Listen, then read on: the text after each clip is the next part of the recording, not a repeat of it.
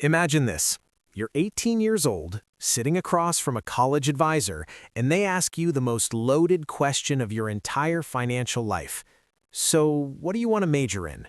And because you've been told your whole life to follow your passion, you pick something that sounds meaningful. Maybe it's psychology, maybe it's communications, maybe it's fine arts or criminal justice or general studies.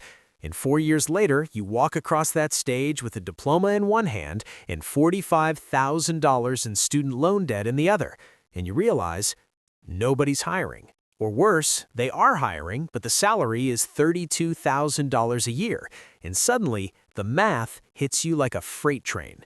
That's exactly where I was at 22, and if that sounds familiar to you, keep watching, because we need to talk about something that literally no one told us before we made this decision. My name is Oric, and I spend way too much time thinking about the financial consequences of decisions we make before we even understand money. If you're someone who's either in college right now, wondering if you chose the right path, or you're a parent trying to help your kid avoid a catastrophic financial mistake, or you're already out of school and staring at a loan balance that keeps you up at night, make sure you hit that subscribe button and give this video a thumbs up if this helps you out. Okay, so let's start with a number in the title, $50,000. Where does that come from? Because I want to be precise here, not dramatic. Here's the thing. When most people calculate the cost of a bad college major, they only look at one number, the tuition. That's the first mistake. The real cost of choosing the wrong major is what economists call an opportunity cost, and when you actually sit down and do this math, it is genuinely shocking. Let me walk you through this with real numbers. The average student loan debt for a bachelor's degree graduate in the United States right now is about $37,574, according to the Education Data Initiative. That's the starting point, but here's where most people stop thinking, and this is the part that actually keeps me up at night. Let's say you majored in something like general communications. The median starting salary in that field is roughly $38,000 to $42,000 a year. Now compare that to someone who majored in computer science, or nursing, or accounting. Their starting salary? Somewhere between $58,000 and $75,000. We're talking about a difference of $20,000 to $30,000 per year, every single year, right out of school. Now do this math with me. Over just the first 5 years of your career, that salary gap alone represents $100,000 to $150,000 in lost income, and that's before we even account for raises, promotions, and compounding investment growth on money you never had the chance to invest. When you run a 30-year projection on that salary gap, factoring in even modest investment returns of 7% annually in something like a Roth IRA, you're looking at a difference of over $800,000 in lifetime wealth. Not $50,000, $800,000. So why did I call it a $50,000 mistake in the title? Because that's usually the first 5 years of the gap that people can actually feel and touch and understand. The $800,000 version is so big that people shut down psychologically. And I want you to stay with me here because this is important.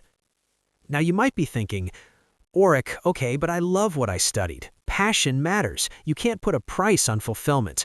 And look, I hear you. I really do. That's actually the most common objection I get when I talk about this, and it comes from a good place. But I want to challenge that assumption because I think it's built on a false premise. The idea that you have to choose between passion and financial stability is one of the most damaging myths in modern education. Here's what most people don't realize. Passion is not fixed. Research from Stanford psychologist Carol Dweck and later work by Cal Newport, who literally wrote a book called So Good They Can't Ignore You, shows that passion tends to follow mastery, meaning you don't start with passion and then get good at something, you get good at something and then passion develops. The feeling of being skilled, of being valued, of solving hard problems, that's actually what creates the passion you're chasing. So when a guidance counselor tells a 17-year-old to follow their passion, they're giving advice that's psychologically backwards. You haven't lived enough life at 17 to have a well-formed passion. You have preferences and hobbies and things that feel interesting on a Tuesday afternoon. That is not the same thing as a career passion. And this is where it gets really interesting, because when I actually interviewed people in various careers, including people in so-called passion careers like artists and musicians and writers, a huge percentage of them have side jobs or are financially stressed in ways that actively erode the thing they love. When you're worried about rent, when you're working 3 gigs to cover your loan payments, when you can't take time off to actually create, your passion starts to feel like a trap. The thing you loved becomes the thing that's drowning you. Now, let me be clear. I am not saying don't pursue your creative dreams. I'm saying don't fund them with a degree that leaves you financially vulnerable. Those are 2 completely different things. Here's a framework I wish someone had given me when I was 17. Think about your major choice through 3 filters. First, what does the market actually pay for this, not what you hope it pays? Look up the Bureau of Labor Statistics Occupational Outlook Handbook. It's free. It tells you median salaries and projected job growth for hundreds of careers. Second, what's the return on investment of the degree itself? If a degree costs $80,000 and the average salary in that field is $35,000 a year, that's a terrible investment. Full stop. You would recover your investment faster working 2 years and then pursuing a trade certification. And third, does the career have upside? Meaning, is there room to grow? Because a $45,000 starting salary in accounting that can become $95,000 in 5 years with a CPA certification is very different from a $45,000 ceiling with nowhere to go. Now let me tell you what actually happened to me, because I think the story's useful. I started college as a psychology major. I genuinely loved it. I loved learning about human behavior, about why people make decisions, about cognitive biases, and I was good at it. I was getting A's. I felt intellectually alive. And then junior year, I had an internship at a nonprofit, and I loved the mission. But I was looking at the salary range for counselors and social workers, and something in my chest got tight. Entry-level positions were paying $28,000 to $33,000 in a city where rent alone was going to eat $14,000 of that annually. The math didn't work, and I felt guilty about that. I felt like I was betraying something by caring about money. And that guilt, that is by design, by the way. There's a cultural narrative in education that says caring about money is shallow and that meaningful work shouldn't be about the paycheck. And that narrative benefits educational institutions that can charge you whatever they want for degrees that don't translate to financial stability. I want you to hear that clearly. The shame around thinking about money when choosing your career path serves the people selling you the education, not you. What I eventually did was add a second major in business with a concentration in finance. It added 1 semester to my degree timeline and cost me about $4,000 in extra tuition. The return on that $4,000? I started my first job at $54,000 instead of $31,000. That's a $23,000 difference in year 1 alone. You do not need a lot of math to understand that was worth it. Now, here's the part that I think is most psychologically complicated. What do you do if you're already in the wrong major, or you're already graduated and you're living with the consequences of this choice? First, stop catastrophizing. The decision you made at 18 is not the final chapter of your financial life. It's not, but you do need to be honest about where you are, because denial is expensive.